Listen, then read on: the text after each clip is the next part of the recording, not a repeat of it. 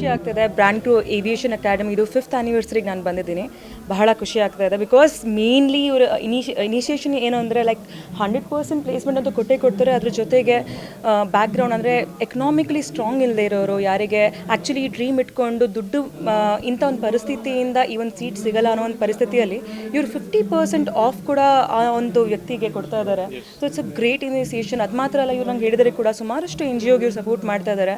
So ಇಲ್ಲಿ ನಾನು first time ಒಂದು ಏವಿಯೇಷನ್ ಇವೆಂಟಿಗೆ ಬಂದಿರೋದು. ಸೊ ಇವರ ಇವೆಂಟಿಗೆ ಬಂದಿರೋದು ನಂಗೆ ಬಹಳ ಖುಷಿ. ಏನು ಅಂದರೆ ಈ ಒಂದು ಇನಿಷಿಯೇಷನ್ ಇಟ್ಟಿರೋಂಥದ್ದು ಸುಮಾರಷ್ಟು ಜನ ಮಕ್ಕಳಿಗೆ ಒಂದು ವೇದಿಕೆ ನೀಡ್ತಾ ಇದ್ದಾರೆ ಇವರು ಅವರ ಟ್ಯಾಲೆಂಟ್ನ ತೋರಿಸ್ಕೊಳ್ಳೋದಕ್ಕೆ ಕೂಡ.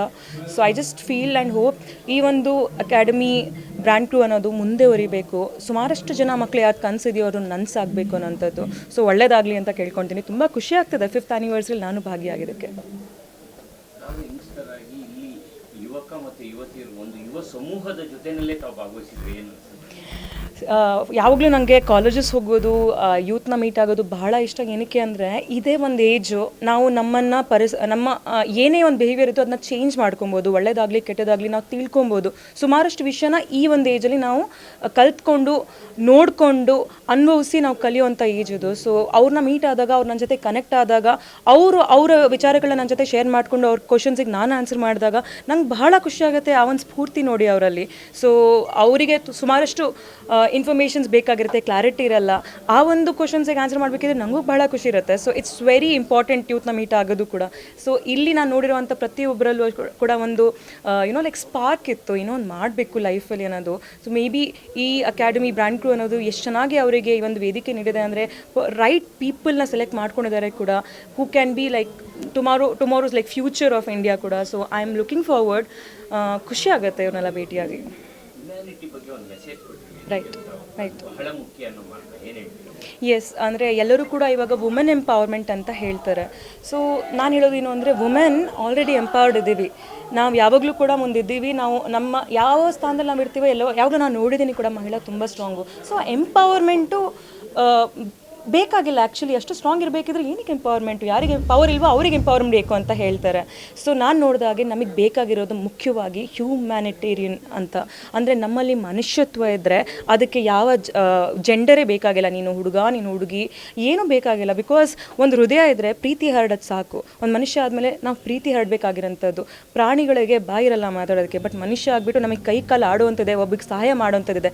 ಪ್ರಾಣಿಗಳು ನಮಗೆ ಸಹಾಯ ಮಾಡೋಕ್ಕಾಗಲ್ಲ, ಬಟ್ ನಾವು ಪ್ರಾಣಿಗಳಿಗೆ ಮಾಡ್ಬೋದು. ನಾವು ವಾತಾವರಣನ ಉಳಿಸ್ಕೊಬೋದು. ಸೊ ಇದೆಲ್ಲ ನಾವು ಮಾಡಬೇಕಾಗಿರುವಂಥದ್ದು. ಸೊ ಸುಮಾರಷ್ಟು ಜಾಗದಲ್ಲಿ ನಾವು ಪೊಲ್ಯೂಷನ್ ಮಾಡ್ತಾ ಇದ್ದೀವಿ, ಪ್ರಾಣಿಗಳಿಗೂ ಅದರಿಂದ ಹಿಂಸೆ ಆಗ್ತದೆ. ಸೊ ಇದೆಲ್ಲ ಬಿಟ್ಟು ನಮ್ಮ ಒಳಗಿರೋ ಪಾಲಿಟಿಕ್ಸ್ನ ಎಲ್ಲ ಬಿಟ್ಟು, ನಾವು ಹೆಣ್ಣು ಗಂಡು ಅಂತ ಭೇದ ಭಾವ ಎಲ್ಲ ಬಿಟ್ಟು, ನಾವು ಒಂದು ಹ್ಯೂಮನ್ ಆಗಿಬಿಟ್ಟು ನಾವು ಈ ಒಂದು ಅರ್ತ್, ನಮ್ಮ ಪ್ಲಾನೆಟ್ನ, ನಮ್ಮ ಮಣ್ಣನ್ನ ಹೇಗೆ ಉಳಿಸ್ಬೋದು ಅನ್ನೋದನ್ನ ನಾವು ನೋಡಬೇಕಾಗಿರೋಂಥದ್ದು. ಇದ್ರ ಕಡೆ ಗುರಿ ಇಟ್ಟರೆ ಮೇ ಬಿ ಎಲ್ಲರೂ ಒಂದಾಗ್ತಾರೆ ಅನ್ನೋದೊಂದು ಭರವಸೆ ಇದೆ ನನಗೆ. ಎಷ್ಟೇ ಪ್ರತಿಭೆ ಇದ್ರೂ ಕೂಡ ಅವ್ರ ತಂದೆ ತಾಯಿ ಅವ್ರಿಗೆ ಹೇಗೆ ಬೇಕೋ ಅವ್ರ ಮಕ್ಕಳು ಆಗ ರೂಪಿಸ್ಕೋಬೇಕು ಅಂತಕ್ಕಂಥ ಮನಸ್ಥಿತಿ ಜಾಸ್ತಿ ಇರ್ತಾರೆ. ಆದರೆ ಎಲ್ಲೋ ಯುವ ಪೀಳಿಗೆ ಅವ್ರದೇ ಆದ ಒಂದು ಟ್ಯಾಲೆಂಟ್ನ ಪ್ರದರ್ಶನ ಮಾಡಬೇಕು, ಅವ್ರದೇ ಒಂದು ದಾರಿ ಕಂಡ್ಕೊಬೇಕು ಅಂತ ಮುಂದೆ ಹೋಗ್ತಾರೆ. ಅಂಥವ್ರಿಗೆ ಏನು ಹೇಳ್ತಾರೆ? ನಾನು ನೋಡಿರೋ ಪ್ರಕಾರ ಎಷ್ಟೇ ಯಾರೇ ಫೋರ್ಸ್ ಮಾಡಿದ್ರು ಕೂಡ ಆ ಒಂದು ಡಿಗ್ರಿ ಸರ್ಟಿಫಿಕೇಟ್ ಕೂಡ ಸಿಗ್ಬೋದು. ನಾನು ನೋಡಿರೋ ಹಾಗೆ ಸುಮಾರು ಜನ IITಲಿ ಓದೋರು ಕೂಡ ಒಳ್ಳೆ ರೈಟರ್ಸ್ ಆಗಿದ್ದಾರೆ, ಡೈರೆಕ್ಟರ್ಸ್ ಆಗಿದ್ದಾರೆ, ಪ್ರೊಡ್ಯೂಸರ್ಸ್ ಆಗಿದ್ದಾರೆ. ಅದಕ್ಕೆ ಮೂಲ ಕಾರಣ ಏನು ಅಂದರೆ ನಾವು ಯಾವುದೇ ಪರಿಸ್ಥಿತಿ ನಮಗೆ ಹೇಗೆ ಆಗಿರ್ಬೋದು ಅಂದರೆ ಒಬ್ಬರು ಹುಟ್ಟಬೇಕಿದ್ರೆ ಬಡವರಾಗಿದ್ದರೆ ಅದು ಅವ್ರ ತಪ್ಪಲ್ಲ, ಆದರೆ ಸಾಯ್ಬೇಕಿದ್ರೆ ಅವ್ರು ಬಡವರಾದರೆ ಅದು ಅವ್ರ ತಪ್ಪನ್ನೋದನ್ನ ನಾನು ನಂಬ್ತೀನಿ. ಸೊ ಒಬ್ಬರು ಏನೋ ಒಂದು ಡ್ರೀಮ್ ಇಟ್ಕೊಂಡಿದ್ದಾರೆ ಅಂದರೆ ಖಂಡಿತವಾಗ್ಲೂ ಅಪ್ಪ ಅಮ್ಮನ ಕನಸನ್ನ ಅನ್ಸ್ ಮಾಡಬೇಕು. ಬಟ್ ಒಂದು ಕ್ಷಣ ಅದು ಮಾಡಿದ ಮೇಲಿಂದ ನಮಗೆ ಅನಿಸ್ತು ನಾವು ಲೈಫಲ್ಲಿ ಏನೋ ಒಂದು ಕೊರತೆ ಇದೆ, ನಾನು ಇದು ಮಾಡಬೇಕು ಅಂತ ಅಂದ್ಕೊಂಡಿದ್ದೆ ಅಂದರೆ ಅದು ಮಾಡಬೇಕು ಅದನ್ನು ಕೂಡ. ಸೊ ನಾನು ಕೂಡ ಡೇಟಾ ಅನಲಿಸ್ಟ್ ಆಗಬೇಕಂತ ಇದ್ದೆ, ನಾನು ಏರ್ಫೋರ್ಸ್ ಆಫೀಸರ್ ಆಗಬೇಕಂತ ಇದ್ದೆ. ಬಟ್ ಲೈಕ್ ಸಿಚುವೇಶನ್ಸ್ ನನ್ನ ಹಣೆ ಬರದಲ್ಲಿ ಹೇಗಿತ್ತು ಅಂದರೆ ನಾನು ಗ್ಲಾಮರ್ ಕಡೆ ಬರಬೇಕು ಅಂತಲೇ ಇತ್ತು ಮೋಸ್ಟ್ಲಿ. ಅವಾಗ ನನಗೆ ನಟಿಯಾಗೋ ಒಂದು ಅವಕಾಶ ಸಿಕ್ತು. ಆ ಅವಕಾಶ ನನ್ನ ಹೃದಯಕ್ಕೆ ತುಂಬ ಹತ್ತಿರವಾಗಿರೋಂಥದ್ದು. ನನ್ನ ಪೇರೆಂಟ್ಸ್ ಕೂಡ ನನ್ನೊಂದು ಏಜ್ ಆದಮೇಲೆ ಆಕ್ಸೆಪ್ಟ್ ಮಾಡಿದ್ರು ಕೂಡ, ನೀನು ಮಾಡು, ನಿನಗೇನು ಖುಷಿ ಕೊಡುತ್ತಾ ಮಾಡು ಅಂತ. ಸೊ ನಾವು ನಮ್ಮ ಅಪ್ಪ ಅಮ್ಮನ ಜೊತೆ ಜಗಳ ಮಾಡಬೇಕು ಅಂತ ಅಲ್ಲ, ನಮಗೇನು ಬೇಕು ಅಂತ, ಬಟ್ ಅವರಿಗೂ ಅರ್ಥ ಮಾಡಿಸ್ಬೇಕಾಗಿರೋಂಥದ್ದು ಇದು ಎಷ್ಟು ಮುಖ್ಯ ನನಗೆ ಅಂತ. ಇವತ್ತಿನ ಯುವ ಪ್ರತಿಭೆ ಸಮಾಜದಲ್ಲಿ ಗುರುತಿಸ್ಕೋಬೇಕನ್ನೋ ದೊಡ್ಡ ಮಟ್ಟದ ವಿದ್ಯೆ ಇರಬೇಕು ಅನ್ನೋದು ಒಂದು ವರ್ಗ. ಇನ್ನೊಂದು ವರ್ಗ ಆಕ್ಚುಲಿ ಅವರಲ್ಲಿ ಒಂದು ಪ್ರತಿಭೆ ಇದ್ರೆ ಸಾಕು ಅವ್ರು ಗುರುತಿಸ್ಕೊಬಹುದು ಅನ್ನೋದು ಒಂದು ವರ್ಗ. ಅದೆಲ್ಲವನ್ನು ಬಿಟ್ಟು ಕಾಮನ್ ಸೆನ್ಸ್ ಅನ್ನೋದು ಪ್ರತಿಯೊಬ್ಬ ಯುವಕರಲ್ಲೂ ಇದ್ರೆ ಅವ್ರು ಹೇಗಾದ್ರೂ ಬದುಕಬಹುದು ಅನ್ನೋ ಒಂದು ಮಾತು ಏನೇ. ಖಂಡಿತವಾಗ್ಲೂ ನೀವು ಸರಿಯಾಗಿ ಹೇಳಿದಿರ. ಎಲ್ಲರಿಗಿಂತ ಮುಖ್ಯವಾಗಿ ಬೇಕಾಗೋದು ಇವಾಗ ಯಾರೇ ಒಬ್ರು ಇವಾಗ ಒಂದ್ಸತಿ ಹೋಗ್ಬಿಟ್ಟು ಒಂದು ಕಾರು ಒಂದು ಬೈಕಿಗೆ ಗುದ್ದತ್ತೆ ಅಂದ ತಕ್ಷಣ ಜಗಳ ಮಾಡಕ್ಕೆ ಹೋಗ್ತಾರೆ. ಅದಕ್ಕಿಂತ ಮುಂಚೆ ನೋಡಿ ಅಲ್ವಾ ಅವ್ರಿಗೆ ಏನಾದರೂ ಏಟ್ ಆಗಿದೆಯಾ ಅಂತ, ಆಮೇಲೆ ಮಾಡಿ ಅಂತ ಜಗಳ, ಅದು ಸೈಡಿಗೆ ಇಡೋಣ. ಬಟ್ ಫಸ್ಟ್ ನೋಡ್ಕೊಳ್ಳಿ ಮನುಷ್ಯತ್ವ ಆಗಿಬಿಟ್ಟು ಏನಾಗಿದೆ ಆ ಒಂದು ವ್ಯಕ್ತಿಗೆ, ಅವ್ರದ್ದೇ ತಪ್ಪಾಗಿರ್ಬೋದು, ಬಟ್ ಒಂದ್ಸತಿ ಎತ್ತಿ ನೋಡಿ ಅಲ್ವಾ, ಲೈಕ್ ಓಕೆನಾ ಅವರು, ಆಮೇಲೆ ನಿಮ್ದು ಏನಿದೆಯೋ ನೀವು ಹೋಗ್ಬಿಟ್ಟು ಮಾಡ್ಬೋದು. ಸೊ ಕಾಮನ್ ಸೆನ್ಸ್ ಇಲ್ಲಿ ವರ್ಕ್ ಆಗುತ್ತೆ ಅನ್ನೋದನ್ನ ನಾನು ಹೇಳೋಂಥದ್ದು. ಎಲ್ಲೇ ಕಮೆಂಟ್ ಮಾಡಬೇಕಿದ್ರು ಕೂಡ ಇಟ್ಸ್ ವೆರಿ ಇಂಪಾರ್ಟೆಂಟ್. ಯೋಚನೆ ಮಾಡೋಂಥದ್ದು ನಿಮ್ಮ ಮನಸ್ಸಲ್ಲಿ ನೀವು ತೆಗೆದುಹಾಕ್ತಿದ್ದೀರಾ, ಬಟ್ ಅವರು ಯಾರ್ದೋ ಒಂದು ತಂಗಿ, ಯಾರ್ದೋ ಒಬ್ರದ್ದು ಫ್ರೆಂಡು, ಯಾರ್ದೋ ಒಬ್ರದ್ದು ಮಗಳಾಗಿರ್ತಾಳೆ, ಮಗ ಆಗಿರ್ತಾನೆ, ಸುಮಾರಷ್ಟು ಜಾಗದಲ್ಲಿ ತುಂಬ ಎಫೆಕ್ಟ್ ಆಗುತ್ತೆ. ಸ್ವಲ್ಪ ಕಾಮನ್ ಸೆನ್ಸ್ ಇಟ್ಕೊಂಡು ಮನುಷ್ಯತ್ವ ಇಟ್ಕೊಂಡು ಕಮೆಂಟ್ ಮಾಡಿದ್ರೆ ಮೇ ಬಿ ನಿಮಗೂ ಒಳ್ಳೆದಾಗುತ್ತೆ, ಇನ್ನೊಬ್ರಿಗೂ ಕೂಡ ಒಳ್ಳೆದಾಗುತ್ತೆ. ನಿಮಗೆ ಇರೋ ಒಂದು ರೈಟ್ಸ್ನ ನೀವು ಹೆಂಗೆ ಬೇಕಿದ್ರೆ ಯೂಸ್ ಮಾಡ್ಕೊಳ್ಳೋದಂಥದ್ದಲ್ಲ, ನಿಮ್ಮ ಪರ್ಸ್ನಾಲಿಟಿ ತೋರಿಸುತ್ತೆ ನೀವು ಯಾವ ಥರ ಕಮೆಂಟ್ ಮಾಡ್ತೀರಾ ಅಂತ.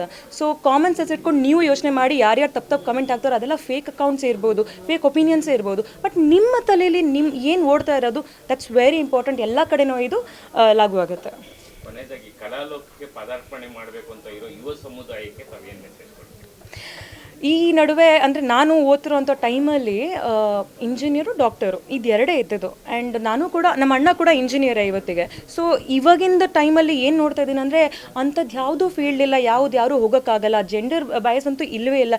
ಎಲ್ಲ ಒಂದು ಕ್ಯಾಟಗ್ರಿಲೂ ಎಲ್ಲ ಹೆಣ್ಮಕ್ಳಾಗಲಿ ಗಂಡು ಮಕ್ಕಳಾಗಲಿ ಮುಂದೆ ಹೋಗ್ತಾನೆ ಇದ್ದಾರೆ. ಸ್ಪೆಷಲಿ ಆರ್ಟ್ ಅನ್ನೋದಕ್ಕೆ ಇವತ್ತಿರೋ ಅಷ್ಟು ಪ್ರಾಮುಖ್ಯತೆ, ಇವತ್ತು ಸ್ಪಾಂಟೇನಿಯಸ್ ಆಗಿ ಅದಕ್ಕೆ ಸಿಗುವಂಥ ಫೇಮ್ ಅದು ಯಾವ ಕಾಲದಲ್ಲೂ ಸಿಕ್ಕಿರಲಿಲ್ಲ. It was very difficult. ನಾವೊಂದು ಆ್ಯಕ್ಟರ್ ಆಗಬೇಕಾಗಿದ್ರು ಕೂಡ, ಒಂದು ಇನ್ಫ್ಲೂಯೆನ್ಸರ್ ಅಂತ ಇವಾಗ ಏನು ಫೇಮಸ್ ಆಗ್ತಾರೋ ಇಟ್ ಬಿಕಾಸ್ ಆಫ್ ದ ನಮಗೆ ಸಿಗ್ತಿರುವಂಥ ಒಂದು ಇನ್ಸ್ಟಾಗ್ರಾಮ್ ಆಗಿರ್ಬೋದು, ಎಲ್ಲರೂ ದುಡಿಯುವಂಥದ್ದು ಆಗ್ತದೆ. ಸೊ ಆರ್ಟಿಗೆ ಇವಾಗ ತುಂಬ ಚೆನ್ನಾಗಿ ಗುರುತು ಸಿಗ್ತಾ ಇದೆ. ಅದ್ರ ಜೊತೆಗೆ ನಾನು ಕೇಳ್ಕೊಳ್ಳೋದೇನು ಅಂದರೆ ಥಿಯೇಟ್ರಿಗೆ ಬಂದುಬಿಟ್ಟು ಸಿನಿಮಾವನ್ನು ನೋಡಿ ಅಂತ ನಾನು ಕೇಳ್ಕೊತೀನಿ. ಬಿಕಾಸ್ ಸುಮಾರಷ್ಟು ಕಷ್ಟಪಟ್ಟಿರ್ತಾರೆ, ಪೈರಸಿನ ಎಲ್ಲ ನಿಲ್ಲಿಸಿ ಅಂತ ಕೇಳ್ಕೊತೀನಿ. ಅದೇ ಥರ ಡ್ರಾಮಾಸ್ ಮಾಡ್ತಾರೆ ಕೆಲವರು ಕಲಾಕ್ಷೇತ್ರಗಳಲ್ಲಿ, ಅದನ್ನು ಕೂಡ ಹೋಗ್ಬಿಟ್ಟು ನೋಡಿ. ಬಿಕಾಸ್ ಮೇ ಬಿ ಯಾವಾಗ ತನಕ ಅದು ನಮಗೆ ಅದು ನೋಡೋಕ್ಕಾಗತ್ತೆ ಗೊತ್ತಿಲ್ಲ, ಬಟ್ ಇರೋ ತನಕ ಎಂಜಾಯ್ ಮಾಡಿ.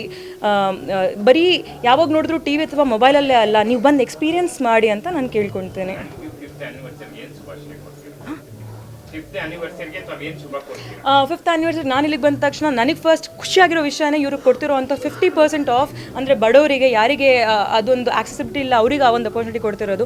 ಅದೇ ಥರ ನಾನು ಯಾವಾಗಲೂ ಹೇಳೋದೇನು ಅಂದರೆ ಎಲ್ಲ ಜಾಗದಲ್ಲೂ ನೀವು ಅಂದರೆ ಕೆಲವು ಸತಿ ಕೆಲವ್ರಿಗೆ ಅಫೋರ್ಡ್ ಮಾಡೋಕ್ಕಾಗುತ್ತೆ, ಕೆಲವರಿಗೆ ಅಫೋರ್ಡ್ ಮಾಡೋಕ್ಕಾಗಲ್ಲ. ಬಟ್ ಆ ಒಂದು ಪರಿಸ್ಥಿತಿನ ನೀವು ಹೇಳಿದಾಗೆ ಕಾಮನ್ ಸೆನ್ಸ್ ಇಟ್ಕೊಂಡು ಯೋಚನೆ ಮಾಡಿದಾಗ ನಾವು ಯಾರಿಗೆ ಸಹಾಯ ಮಾಡಬಹುದು, ನಮ್ಮ ಕೈಯಲ್ಲಿ ಆಗುತ್ತಾ ಇಲ್ವಾ ಅಂದ್ಕೊಂಡು ಸಹಾಯ ಮಾಡೋದು ತುಂಬ ಮುಖ್ಯ. ಸೊ ಅದನ್ನು ಮಾಡಿ ಅಂತ ನಾನು ಕೇಳ್ಕೊಳ್ತೀನಿ. ಇಲ್ಲಿ ಬಂದಿದ್ದು ನನಗೆ ಬಹಳಷ್ಟು ಕಲಿಸಿದೆ ಕೂಡ. ಸೊ ಆ್ಯಕ್ಚುಲಿ ನಮ್ಮದು ಬ್ರ್ಯಾಂಡ್ ಕ್ರಿಯೇಷನ್ ಅಕಾಡೆಮಿ ಅಂತ, ನಾವು ಬಂದ್ಬಿಟ್ಟು ಏರ್ ಹೋಸ್ಟರ್ಸ್ಗೆ ಮತ್ತು ಗ್ರೌಂಡ್ ಸ್ಟಾಫ್ಸ್ಗೆ ಮತ್ತು ಏವಿಯೇಷನ್ ಇಂಡಸ್ಟ್ರಿಗೆ, ಸರ್ವಿಸ್ ಸೆಕ್ಟರ್ಗೆ ಎಲ್ಲ ಸ್ಟೂಡೆಂಟ್ಸ್ಗೂ ಟ್ರೈನ್ ಮಾಡ್ತಾಯಿದ್ದೀವಿ. ಟ್ರೈನ್ ಮಾಡಿ ವಿತ್ 100% ಪ್ಲೇಸ್ಮೆಂಟ್ ಕೊಡ್ತಾ ಬರ್ತಿದ್ದೀವಿ. ಇದುವರೆಗೂ 1000+ ಸ್ಟೂಡೆಂಟ್ಸ್ಗೆ ಟ್ರೈನ್ ಮಾಡಿ ವಿತ್ ಪ್ಲೇಸ್ಮೆಂಟ್ 100% ಮಾಡ್ಕೊಂಡು ಕೊಡ್ತೀವಿ. Not only in domestic, even in international ಮಾಡಿಕೊಡ್ತಾ ಇದ್ದೀವಿ. ಆ್ಯಕ್ಚುಲಿ ಇದು ಏನಂತ ಹೇಳಿದ್ರೆ, ಇದು ಬಂದ್ಬಿಟ್ಟು ನನ್ನ ಚೈಲ್ಡ್ಹುಡ್ ಪ್ಯಾಷನ್ನು. ಇದು ದುಡ್ಡುಗೋಸ್ಕರ ಅಂತೂ ಮಾಡ್ತಾಯಿಲ್ಲ ನಾನು, ಇದು ನನ್ನ ಚೈಲ್ಡ್ಹುಡ್ ಪ್ಯಾಷನ್ನು. ನನಗೇನು ಮಾಡೋಕ್ಕಾಗ್ತಿಲ್ವೋ ಅದಕ್ಕಿಂತ ಹೆಚ್ಚಾಗಿ ನನ್ನ ಸ್ಟೂಡೆಂಟ್ಸ್ಗೆ ಮಾಡಿಸ್ಬೇಕಂತ ನನಗೆ ಆಸೆ. ಸೊ ಆ ರೀತಿಯಿಂದ ಈವನ್ ನಾನು ಚಿಕ್ಕದಾಗಿ ಸ್ಟಾರ್ಟ್ ಮಾಡಿ ಇವತ್ತುವರೆಗೂ ಇಷ್ಟು ಮಟ್ಟಿಗೆ ಬಂದಿದ್ದೀನಿ ಅಂತ ಹೇಳಿದ್ರೆ ಆ ಎಂಥೂಸಿಯಾಸ್ಟಿಕ್ಕಿಂದ ಬಂದಿರೋದು. ಆ್ಯಕ್ಚುಲಿ ಇನ್ನೊಂದು ಹೇಳ್ಬೇಕಂದ್ರೆ ಪೈಲಟ್ ಟ್ರೈನಿಂಗ್ ಅಂತ ಇವತ್ತು ಹೊಸದಾಗಿ ಲಾಂಚ್ ಮಾಡಿದ್ದೀವಿ. ಇವತ್ತು ಪೈಲಟ್ ಟ್ರೈನಿಂಗು CPLಗೂ ಟ್ರೈನ್ ಮಾಡೋಕ್ಕೆ ಸ್ಟಾರ್ಟ್ ಮಾಡ್ತಾಯಿದ್ದೀವಿ. ಅದಕ್ಕೆ ಗ್ರೌಂಡ್ ಕ್ಲಾಸಸ್ ನಾವು ಮಾಡ್ತಾಯಿದ್ದೀವಿ. ಮತ್ತು ಅಬ್ರಾಡ್ಸಲ್ಲಿ ಫ್ಲೈಯಿಂಗ್ ಸ್ಕೂಲ್ಗೆ ಟೈಅಪ್ ಮಾಡಿದ್ದೀವಿ. ಮತ್ತು ಇದುವರೆಗೂ ನಮ್ಮ ಹತ್ರ ಸರ್ಟಿಫಿಕೇಷನ್ ಪಾರ್ಟ್ನರ್ಸು ಟೈಅಪ್ ಆಗಿರೋರು ASS ಇದ್ದಾರೆ, ಮತ್ತು ಸೈಬರ್ ಇದ್ದಾರೆ, MNDC ಇದ್ದಾರೆ, ಯೂನಿವರ್ಸಿಟಿ ಕೇಂಬ್ರಿಡ್ಜ್ ಯೂನಿವರ್ಸಿಟಿ ಇದೆ. ಸೊ ಇವ್ರ ಹತ್ರ ಎಲ್ಲ ಬಂದ್ಬಿಟ್ಟು ಟ್ರೈನ್ ಮಾಡಿ ಅಂಥ ಪೀಪಲೇ ಬಂದ್ಬಿಟ್ಟು ನಮ್ಮ ಹತ್ರ ಟ್ರೈನ್ ಮಾಡೋಕ್ಕೆ ಸ್ಟೂಡೆಂಟ್ಸಿಗೂ ಇಲ್ಲಿ ತನಕ ಮಾಡ್ಕೊಂಬರ್ತಾಯಿದ್ದೀವಿ. ಸಂಗೀತ ಮೇಡಮ್ ಬಂದಿರೋದು ತುಂಬ ಖುಷಿಯಾಯಿತು. ಬಟ್ ಮಕ್ಕಳು ಕೇಳ್ತಾಯಿದ್ರು. ಸೊ ಅವ್ರು ಬಂದಾದಮೇಲೆ ಒಂದು ಎನ್ವಿರಾನ್ಮೆಂಟೇ ಚೇಂಜ್ ಆಯಿತು ಕಂಪ್ಲೀಟಾಗಿ. ಎಕ್ಸ್ಪೆಕ್ಟು ಮಾಡಿರಲಿಲ್ಲ. ಲಾಸ್ಟ್ ಮೂಮೆಂಟಲ್ಲಿ ಬಂದು ಎಲ್ಲರನ್ನೂ ಫುಲ್ ಖುಷಿಯಾಗಿ ಮಾತಾಡಿ ತುಂಬ ಹಂಬಲ್ ಆಗಿದ್ಬಿಟ್ಟು ಅವ್ರು ಎಕ್ಸ್ಪರ್ಟಿಂದ ಚೆನ್ನಾಗಿ ಮಾಡಿಕೊಟ್ಟೋದ್ರು. ಸಂಗೀತ ಮೇಡಮ್ಗೂ ತುಂಬ ಥ್ಯಾಂಕ್ಸ್ ಹೇಳ್ತಾ ಇದ್ದೀನಿ.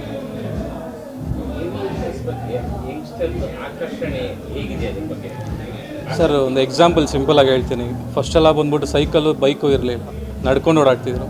ನಡ್ಕೊಂಡು ಓಡಾದ್ಮೇಲೆ ಸೈಕಲಲ್ಲಿ ಹೋಗ್ತಾಯಿದ್ರು, ಸೈಕಲಲ್ಲಿ ಗಾಡಿಯಲ್ಲಿ ಹೋಗ್ತಾರೆ, ಗಾಡಿಯಲ್ಲಿ ಹೋಗಿ ಕಾರಲ್ಲಿ ಹೋಗ್ತಾರೆ, ಕಾರಲ್ಲಿ ಹೋರೆಲ್ಲ ಯಾವುದ್ರಲ್ಲಿ ಹೋಗ್ತಾರೆ? ಫ್ಲೈಟಲ್ಲಿ ಹೋಗಲೇಬೇಕು. ಸೊ ಫ್ಲೈಟಲ್ಲಿ ಹೋಗ್ತಾ ಈಗ ನೀವೇ ನೋಡ್ಬೋದು, ಫಸ್ಟ್ ಬಂದ್ಬಿಟ್ಟು ನಮ್ಮ ಬೆಂಗಳೂರು ಏರ್ಪೋರ್ಟಲ್ಲಿ ಕೆಂಪೇಗೌಡ ಇಂಟರ್ನ್ಯಾಷನಲ್ ಏರ್ಪೋರ್ಟಲ್ಲಿ ಒಂದೇ ಟರ್ಮಿನಲ್ ಇದ್ದಿದ್ದು, ಈಗ ಟರ್ಮಿನಲ್ 2 ಆಗಿದೆ. ಈಗ ಟರ್ಮಿನಲ್ 2 ಆಗಿದ ತಕ್ಷಣ ಟ್ರಾಫಿಕ್ ತಡ್ಕೊಳ್ಳೋಕ್ಕಾಗ್ದಂಗೆ ಇನ್ನೊಂದು ಏರ್ಪೋರ್ಟ್ನ ಕ್ರಿಯೇಟ್ ಮಾಡೋಕ್ಕೆ ಪ್ಲ್ಯಾನ್ ಮಾಡ್ತಿದ್ದಾರೆ. ಸೊ ಈ ಥರ ಏವಿಯೇಷನ್ ಇಂಡಸ್ಟ್ರಿ ಬಂದ್ಬಿಟ್ಟು ತುಂಬ ಲಾಂಗ್ ಟೈಮ್ ತೊಗೊತಲ್ಲ ಗ್ರೋತಿಗೆ, ತುಂಬ ಶಾರ್ಟ್ ಟೈಮಲ್ಲಿ ತುಂಬ ಬೇಗ ಬೆಳೀತಾ ಇದೆ. ಸೊ ಇಂಡಸ್ಟ್ರಿನೇ ಆ ಥರ ಬೆಳೀತಾ ಇರಬೇಕಾದ್ರೆ ಈವನ್ ಅದಾನಿನೂ ಈಗ ಏವಿಯೇಷನ್ ಇಂಡಸ್ಟ್ರಿ ಒಳಗಡೆ ಇನ್ವೆಸ್ಟ್ ಮಾಡೋಕ್ಕೆ ಸ್ಟಾರ್ಟ್ ಮಾಡಿದ್ದಾರೆ. ಸೊ ಈ ಮೂಮೆಂಟಲ್ಲಿ ಪ್ರಾಪರಾಗಿ ಬಂದ್ಬಿಟ್ಟು ಯಾರು ಜಾಯ್ನ್ ಆಗಬೇಕಂತ ಹೇಳ್ತಿದ್ದೀರೋ ವಿತ್ 100% ಪ್ಲೇಸ್ಮೆಂಟು ಬ್ರ್ಯಾಂಡ್ ಕ್ರೂ ಮಾಡಿಕೊಡ್ತೀವಿ. ಇಲ್ಲ ಅಂತ ಹೇಳಿದರೆ ಪ್ಲೇಸ್ಮೆಂಟ್ ಮಾಡಿಲ್ಲ ಅಂತ ಹೇಳಿದರೆ ಫುಲ್ ಅಮೌಂಟ್ ನಾನು ರೀಫಂಡ್ ಮಾಡ್ತೀನಿ. ಆ ಗ್ಯಾರಂಟಿ ಅಂತ ನಾನು ಕೊಡ್ತೀನಿ. ಯು ಕ್ಯಾನ್ ರೆಕಾರ್ಡ್ ಮಾಡ್ಕೊಂಡು ಬೇಕಾದ್ರೆ ಮಾಡ್ಕೊಬೋದು. ನಾನು 100% ಗ್ಯಾರಂಟಿ ಕೊಡ್ತೀನಿ. ಅದಕ್ಕೆ ಪ್ಲೇಸ್ಮೆಂಟ್ ಆಗಿಲ್ಲ ಬ್ರ್ಯಾಂಡ್ ಕ್ರೂ ಕಡೆ ಅಂತ ಹೇಳಿದ್ರೆ 100% ರೀಫಂಡ್ ಮಾಡಿಕೊಡ್ತೀನಿ. ಸೊ ಬಡವ್ರ ಮಕ್ಕಳಾಗಲಿ ಮತ್ತು ಯಾರು ಸಿಂಗಲ್ ಪೇರೆಂಟ್ ಆಗಿದ್ದಾರೋ ಅವರಿಗೆ ಬಂದ್ಬಿಟ್ಟು 50% ಆಫ್ ಮಾಡ್ಕೊಂಡು ಕೊಡ್ತಾ ಇದ್ದೀನಿ ಬ್ರ್ಯಾಂಡ್ ಕ್ರೂ ಏವಿಯೇಷನ್ ಅಕಾಡೆಮಿ ಅಂತ. ಏನು ಚಾರ್ಜಸ್ ಇರುತ್ತೋ ವಿತ್ 100% ಸೇಮ್ ಕ್ವಾಲಿಟಿ ಏನಿದೆಯೋ ಟ್ರೈನಿಂಗು ಅದೇ ಕ್ವಾಲಿಟಿಯಲ್ಲಿ ಟ್ರೈನಿಂಗ್ ಕೊಡ್ತೀನಿ 50% ಆಫಲ್ಲಿ. ಸೊ ಇದು ಬಂದ್ಬಿಟ್ಟು ಕೋರ್ಸ್ನ ಸೆಲ್ ಮಾಡ್ತಾ ಇಲ್ಲ, ಮಕ್ಕಳಿಗೆ ಭವಿಷ್ಯ ಮತ್ತು ಫ್ಯೂಚರ್ನ ಮಾಡ್ಕೊಂಡು ಕೊಡ್ತಾ ಇರೋದು. ಇದು ನನ್ನ ಬಾಲ್ಯದ ಕನಸು. ಇಷ್ಟು ದೊಡ್ಡ ಮಟ್ಟದ ಥಾಟ್ಸ್ ಬಂದು ಇಷ್ಟು ದೊಡ್ಡ ಸಂಸ್ಥೆ ಮಾಡೋಕ್ಕೆ ಯಾರು ಪ್ರೇರೇಪಣೆ ಹೇಗೆ? ಸರ್ ಆ್ಯಕ್ಚುಲಿ ಹೇಳ್ಬೇಕಂದ್ರೆ ನನ್ನ ಚೈಲ್ಡ್ಹುಡ್ ಡ್ರೀಮ್ ಬಂದ್ಬಿಟ್ಟು ಪೈಲಟ್ ಆಗಬೇಕಂತ. ಸೊ ಪೈಲಟ್ ಆಗಬೇಕು, ಏನು ಮೆಡಿಕಲ್ ಚೆಕಪ್ ನನಗೆ ಹೋಗಬೇಕು, ಕೋವಿಡ್ ಹಿಂಗೆ ಸ್ಟಾರ್ಟ್ ಆಯಿತು. ಸೊ ಕೋವಿಡ್ ಹಿಂಗೆ ಸ್ಟಾರ್ಟ್ ಆಗಿದ ತಕ್ಷಣ ಹಂಗೆ ನಾನು ಆ ಇಂಡಸ್ಟ್ರಿಯಿಂದ ಬಂದ್ಬಿಟ್ಟು ತಿರ್ಗಾ ಇನ್ಸ್ಟಿಟ್ಯೂಟಿಂದ ಹಿಡಿದು ಯಾರೆಲ್ಲ ಇಂಡಸ್ಟ್ರಿಯಲ್ಲಿದ್ದಾರೋ ಎಲ್ಲರ ಹತ್ರ ಒಂದು ಸ್ವಲ್ಪ ಮಿಂಗಲ್ ಆಗಿ ವರ್ಕ್ ಮಾಡಿ ಎಲ್ಲ ಪ್ರತಿಯೊಂದು ಮಾಡಿ ಕಾಂಟ್ಯಾಕ್ಟ್ಸ್ನ ಬಿಲ್ಡ್ ಮಾಡಿಕೊಂಡು ಆಮೇಲೆ ಯಾಕೆ ಓಕೆ ನಮ್ಮ ಕೈಯಲ್ಲಿ ಆಗ್ತಾಯಿಲ್ಲ, ಯಾಕೆ ಇನ್ನೂ ನಮ್ಮ ಜೊತೆ ಇರೋ ಸ್ಟೂಡೆಂಟ್ಸ್ಗೆ ಆಗಬಾರ್ದು, ಇದು ಇನ್ನೂ ಬೆಟರಾಗಿ ಇನ್ನೂ ಪ್ರಾಪರಾಗಿ ನಾನೇನೆಲ್ಲ ಫೇಸ್ ಮಾಡ್ತಿದ್ದೀನೋ ಪ್ರಾಬ್ಲಮ್ಸ್ನ ಅದು ನನ್ನ ಸ್ಟೂಡೆಂಟ್ಸಿಗೆ ಫೇಸ್ ಮಾಡಬಾರ್ದು. ಸೊ ಇಂಡಸ್ಟ್ರಿಯಲ್ಲಿ ನಮ್ಮ ಫ್ರೆಂಡ್ಸ್ ಎಲ್ಲ ಇರ್ತಾರಲ್ಲ, ಸೊ ಅವರೆಲ್ಲ ಏನು ಪ್ರಾಬ್ಲಮ್ ಫೇಸ್ ಮಾಡಿದರೆ ಇಂಡಸ್ಟ್ರಿಯಲ್ಲಿ ಮೇನ್ಲಿ ನಮ್ಮ ಇಂಡಸ್ಟ್ರಿಯಲ್ಲಿ ಏವಿಯೇಷನ್ ಅಂದರೆ ಎಷ್ಟೊಂದು ಜನಕ್ಕೆ ಗೊತ್ತಿರಲ್ಲ. ಸೊ ಗೊತ್ತಿಲ್ಲಂಗೆ ನಾವು ಮಾಡಿಕೊಡ್ತಾ ಇದ್ದೀವಿ. ವಿತ್ ನಮ್ಮ ಸ್ಟೂಡೆಂಟ್ಸ್ಗೆ ಯಾವುದೇ ರೀತಿಯಲ್ಲಿ ಪ್ರಾಬ್ಲಮ್ ಇಲ್ದಂಗೆ ನಾವು ಕಷ್ಟಪಟ್ಟಿರೋದನ್ನ ಅವ್ರು ಪಡಬಾರ್ದು ಅಂತ ಮಾಡಿಕೊಡ್ತಾ ಇದ್ದೀವಿ ಅಷ್ಟೇ. ಸರ್ ಯೂತ್ಗೆ ಒಂದು ಮೆಸೇಜ್ ಕೊಡ್ತಾ ಇರೋದು, ನಾವು ಮಾಡ್ತಾ ಇರೋದು PU ಮತ್ತು ಡಿಗ್ರಿ ಮುಗಿಸಿರೋ ಹುಡುಗರಿಗೆ ಮಕ್ಕಳಿಗೆ. ಈ ಸ್ಟೇಜಲ್ಲಿ ನೋಡಬೇಕಂದ್ರೆ ಈಗ ಡಿಗ್ರಿ ಮುಗಿಸಿದ ತಕ್ಷಣ ಎತ್ತಿದ ತಕ್ಷಣವೇ 50,000 40,000 ಕೊಡೋಲ್ಲ ಸ್ಯಾಲ್ರಿ. ಬಟ್ ನಮ್ಮ ಇಂಡಸ್ಟ್ರಿಯಲ್ಲಿ ಇದೆ. ಸೊ ಆ ಥರ ಆಪರ್ಚುನಿಟೀಸು ಈಗ ಹುಡುಗರು ಬಂದ್ಬಿಟ್ಟು ಓದೋ ತನಕ ಓದ್ತಾರೆ ಸರ್, ಡಿಗ್ರಿ ತನಕ ಓದ್ತಾರೆ. ಅದಾದಮೇಲೆ ಓದೋಕ್ಕಾಗಲ್ಲ. ಅದಾದಮೇಲೆ ಕೆಲ್ಸಕ್ಕೆ ಹೋಗಲೇಬೇಕು. ಅದಾದಮೇಲೆ ಅರ್ನ್ ಮಾಡಬೇಕು. ಯಾವ ಥರ ಮಾಡಬೇಕು ಅವರಿಗೆ. ಈಗ ಕೆಲವ್ರಿಗೆ ಗೊತ್ತಿಲ್ಲ ಕೆಲ್ಸಕ್ಕೆ ಯಾವ ಥರ ಹೋಗಬೇಕು, ಯಾವ ಥರ ಇಂಟರ್ವ್ಯೂ ಅಟೆಂಡ್ ಮಾಡಬೇಕು, ಯಾವ ಥರ ಗ್ರೂಮ್ ಆಗಬೇಕು, ಯಾವ ಥರ ಕಮ್ಯುನಿಕೇಟ್ ಮಾಡಬೇಕು. ಸೊ ಪ್ರತಿಯೊಂದು ಗೊತ್ತಿರಲ್ಲ, ಅದನ್ನು ನಾವು ಇಲ್ಲಿ ಹೇಳ್ಕೊಡ್ತೀವಿ. ಈವನ್ ಒಂದು ಕ್ಯಾಮ್ರಾ ಮುಂದೆ ಮಾತಾಡೋಕ್ಕೂ ಪ್ಯಾನಿಕ್ ಆಗ್ತಾರೆ ಒಬ್ಬೊಬ್ಬರು. ಸೊ ಆ ಥರ ಪ್ಯಾನಿಕ್ ಅವ್ರಿಗೆ ಕಾನ್ಫಿಡೆಂಟ್ ಬಿಲ್ಡ್ ಮಾಡಿಕೊಂಡು ಅಂಥ ಮಕ್ಕಳನ್ನ ಇಂಡಸ್ಟ್ರಿಯಲ್ಲಿ ನೀವು ಬಂದು ಈ ಥರ ಕೆಲಸ ಮಾಡ್ಬೋದು, ಬನ್ನಿ ಏರ್ಪೋರ್ಟಲ್ಲಿ ನೀವು ಕೆಲಸ ಮಾಡ್ಬೋದು ಅಂತ ಅವ್ರಿಗೆ ನಾವು ಟ್ರೈನ್ ಮಾಡಿ ಅವ್ರನ್ನ ಜಾಬ್ ಜಾಯಿನ್ ಮಾಡಿಸ್ತೀವಿ.